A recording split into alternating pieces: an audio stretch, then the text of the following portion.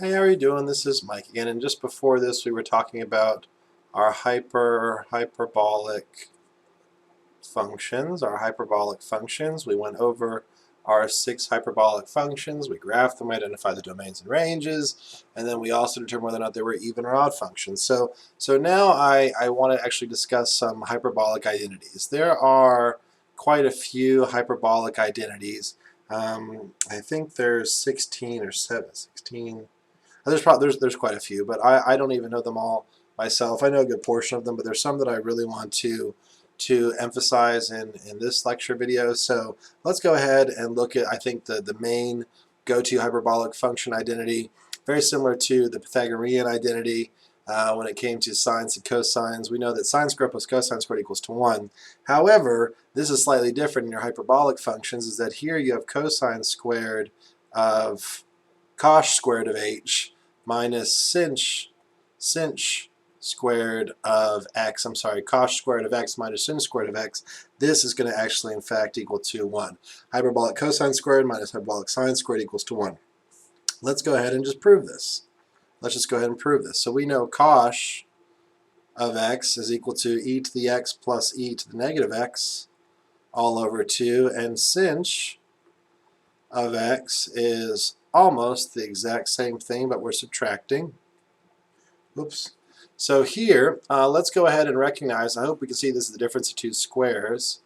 So this is cos of x plus sinh of, cos plus sinh of x times cos of x minus sinh of x. And this should equal to 1. So cos is going to be e to the x plus e to the negative x all over 2 plus sinh e to the x minus e to the negative x all over 2. Cos again is e to the x plus e to the negative x all over 2.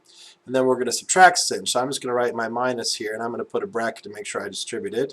E to the x minus e to the negative x all over 2, and I'm multiplying these two.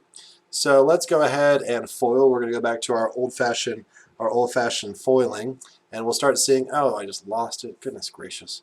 So e to the x plus e to the negative x all over 2, and this is going to be plus, this was a minus, this was e to the x, this was minus e to the negative x. Yeah, that's right. So I don't know why it keeps doing that to me. So if we were to, let's go ahead and just multiply these two out and see what happens. So e to the x times e to the x gives me e to the 2x, because I add the exponents. E to the x plus e to the negative x, we would get e to the x minus x gives me e to the 0. So I'll get plus e to the 0. This will be e to the negative x times e to the positive x. So negative x plus x in our exponent would give us another plus e to the 0. Then lastly, we'd have e to the negative x plus times e to the negative x. This would give us plus e to the negative 2x. And this would be all over a value of 2. So that's going to be these two multiplied together. So here, hopefully we recognize that this negative will change our signs internally. This will change our signs internally. So I'll just do that in a red pen. So this will be negative and this will be a positive. So let's see what happens when we distribute and multiply here. So e to the x and, 2 times 2 gives me a value. I made a slight error here. 2 times 2 will give me a value of 4, not 2. So 2 times 2 in the denominator gives me a value of 4. So let's go ahead and look at this guy. So I distributed. So we're going to multiply our outers. So e to the x times negative e to the positive x will give me a negative e to the positive 2x. So negative e to the positive 2x.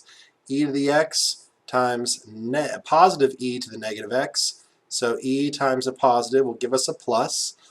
The e's will cancel. The x will cancel. I get e to the 0. Here we'll have e to the negative x times negative e to the positive x power. So this will give us a positive, and a negative gives us a minus e to the 0 power. And then lastly, we'll have e to the negative x times a positive e to the negative x. So this is going to give us a value of plus e to the negative 2x. I think that's correct. Yeah, I think we did that correctly. So awesome. And this is still going to be all over a value of 4. Hopefully we'll see a pattern. These two cancel out.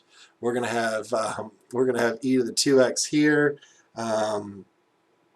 lo and behold, we're going to work away this whole thing, this whole way through, and this will actually be left with, we'll simplify this, and we'll get to e to the x times e to the negative x, and this is equal to a value of 1.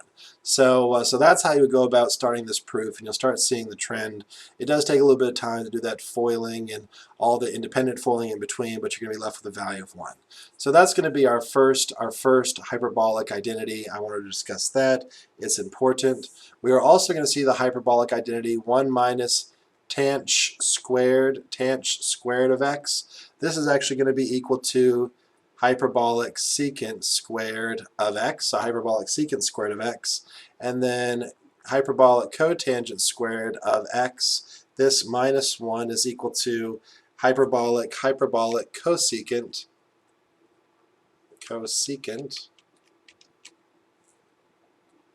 of x. So those three, I think, are your go-to identities for your Pythag. Do understand that. Remember when we looked at how we defined e to the x? Remember we defined this as the e to the as we defined this as e to the x plus e to the negative x all over 2, and this was plus e to the x minus e to the negative x all over 2. Hopefully we just see this is just cos of x plus sinh of x, cos plus sinh.